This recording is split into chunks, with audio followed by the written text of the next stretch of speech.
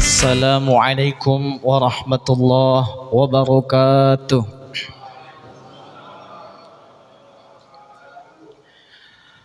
Bismillah, alhamdulillah, wassalatu wassalamu ala rasulillah Sayyidina Muhammad ibn Abdillah wa ala alihi wa sahbihi wa mawalah. La hawla wa la quwata illa billah.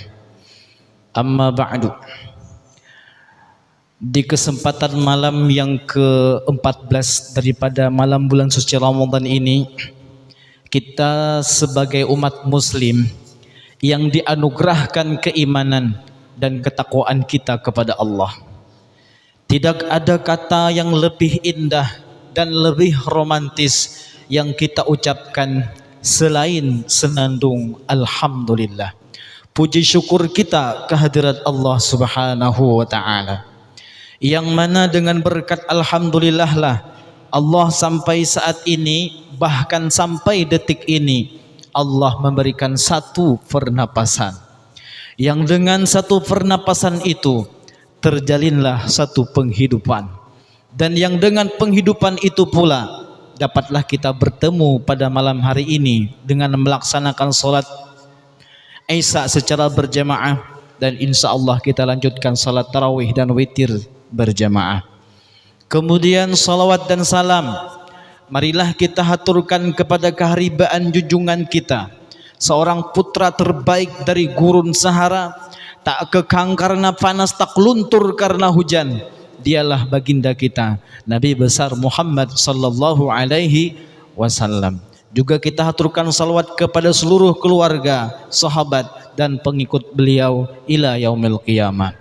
Terima kasih kepada pengatur acara yang telah memberikan waktu dan kesempatan kepada diri pribadi saya, yang sama-sama kita hormati dan yang sama-sama kita muliakan imam kita, para alim, para kiai, para ustadz, jamaah salat tarawih yang sama-sama dirahmati Allah.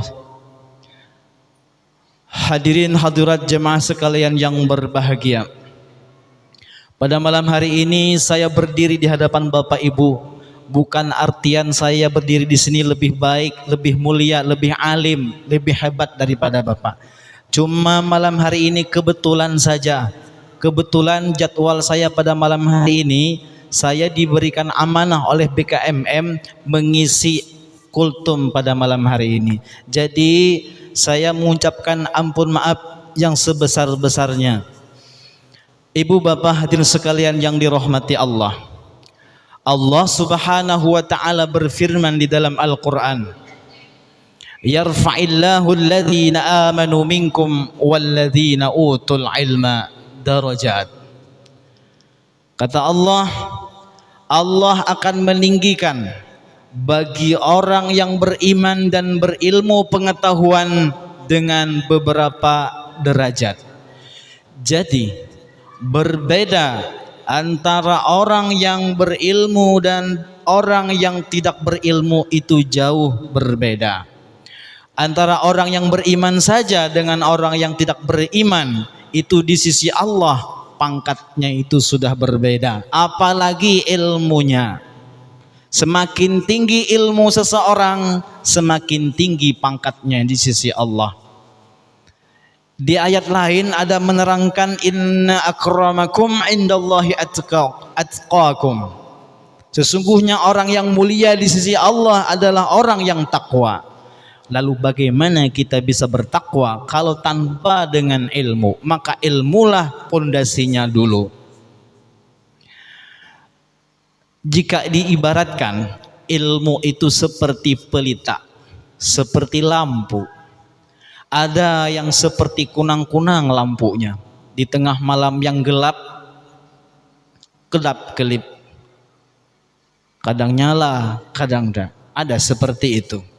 Ada yang 5 watt, ada yang 14 watt, ada yang 25 watt, 100 watt, 300 watt, 1000 watt dan seterusnya. Semakin tinggi ilmu seseorang, maka semakin tinggi pangkatnya di sisi Allah.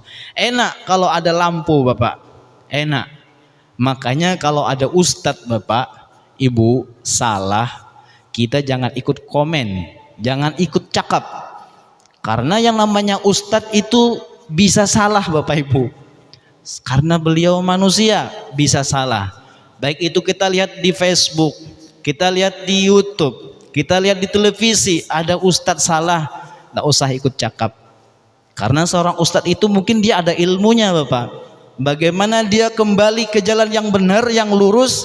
Andai ustadz itu tersesat, ya kembalinya mudah. Karena dia ilmunya ada.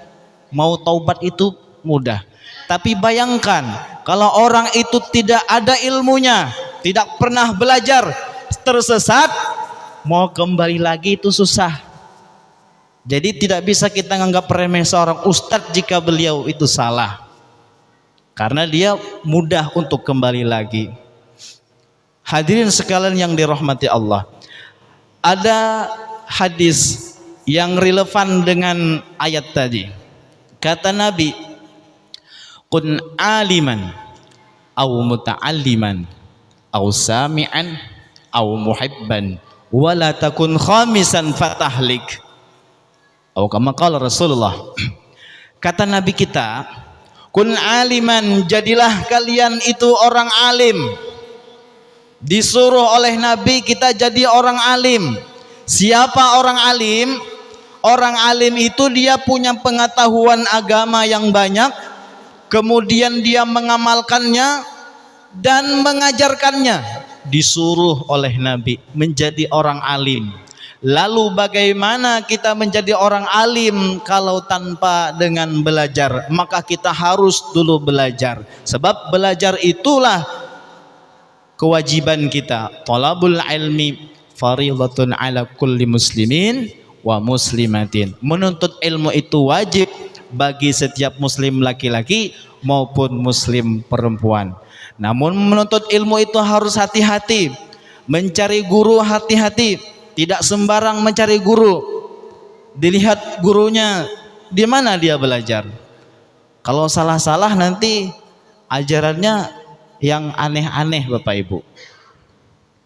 Kemudian au muta'alliman, atau orang yang belajar.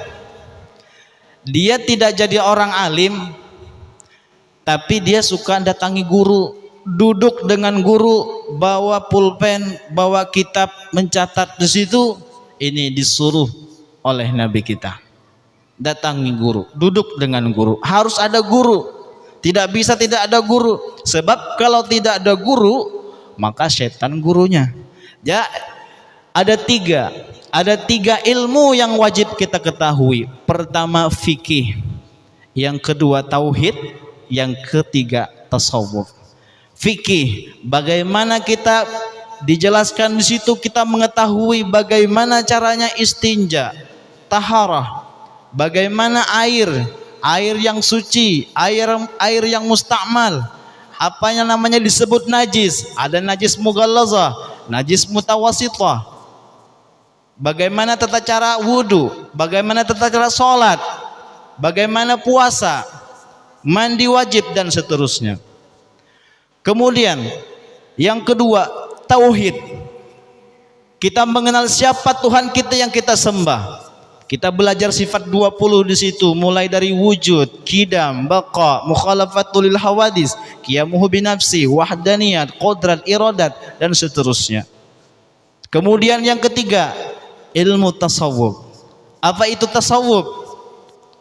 Mengajarkan kepada kita bagaimana ibadah itu supaya jangan kita ada sifat ria, ujub, takabur, sombong dan seterusnya. Tiga ilmu ini wajib kita tuntut. Kalau tidak kita tuntut, maka kita akan berdosa. Kewajiban kita hanya belajar. Tidak ada kewajiban itu harus mengerti, itu tidak ada. Tidak ada. Itu mengerti nomor sekian. Yang penting kita mau belajar, datangi guru. Sebab guru itu wasilah gantinya Rasulullah. Harus ada pegangan. Tidak bisa kita membuka YouTube, dengarkan YouTube. Tidak ada yang ngasih tahu kalau kita salah. Coba ini ada kisah Bapak. Ada kisah seorang guru mengajari muridnya tentang bagaimana membaca huruf makharijul huruf. Jadi gurunya ngajarinnya huruf sin. Huruf sin yang ada titiknya, sin besar. Kata gurunya dengan muridnya, coba nak, ini baca. Ini sin yang ada titiknya ini bacanya sya. Coba baca nak. Muridnya tidak bisa nyebut huruf sya. Salah nak. Coba baca lagi. Sya. Coba lihat mulut Pak Guru. Lihat mulut Pak Ustaz. Lihat. Sya. Coba. Sa bilang. Tidak ngerti dia. Tetap dia dipaksa-paksa tetap tidak bisa dia. Sya. Ulangi lagi. Sa. Ulangi lagi. Sa. Sya. Sampai marah gurunya ke muridnya. Saking susahnya.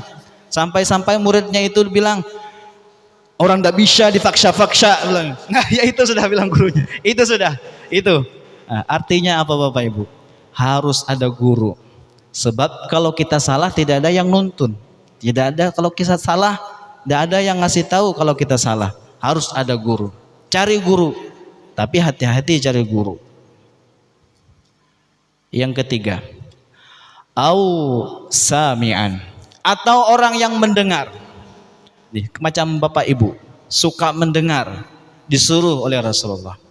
Au muhibban, atau orang yang cinta. Cinta kepada siapa? Cinta kepada orang alim. Dia tidak jadi orang alim Pak. Dia tidak jadi orang alim, tapi dia senang, suka dengan orang alim. Dia juga senang dengan orang yang penuntut ilmu. Bukti dia senang, bukti dia suka, dia menyokong, membantu. Ketika orang alim mempunyai pengen membuat sebuah pesantren, maka kita menyokong, membantu. Ada guru mengaji, kita bantu. Itu bukti kita cinta kepada beliau. Wala takun khamisan, kata Nabi, dan jangan kalian jadi yang kelima, fatahlik, maka kalian binasa. Siapa yang kelima ini? Sudah jadi orang alim, tidak jadi orang alim. Belajar datangi guru, duduk dengan guru tidak mau. Mendengar juga tidak mau. Malahan gurunya itu dimusuhinya. Orang-orang yang datang belajar itu dikata-katain, dibully, dicaci maki dan seterusnya. Orang semacam ini kata Nabi, fatahlik, binasa. Terakhir, ada hadis mengatakan jika kalian ingin bahagia dunia, bahagia akhirat, tidak lain adalah ilmu. Man arada dunya fa'alaihi bil ilmi, wa man arada al-akhirah fa'alaihi bil ilmi, wa man aradahuma fa'alaihi bil ilmi. Jika kalian ingin bahagia dunia, tuntut ilmu dunia. Ingin bahagia akhirat, tuntut ilmu akhirat. Ingin bahagia dua-duanya, tuntut ilmu dua-duanya. Kiranya hanya ini yang dapat saya sampaikan. Salah dan hilapnya mohon dimaafkan. Wal afu minkum. Assalamualaikum warahmatullahi wabarakatuh.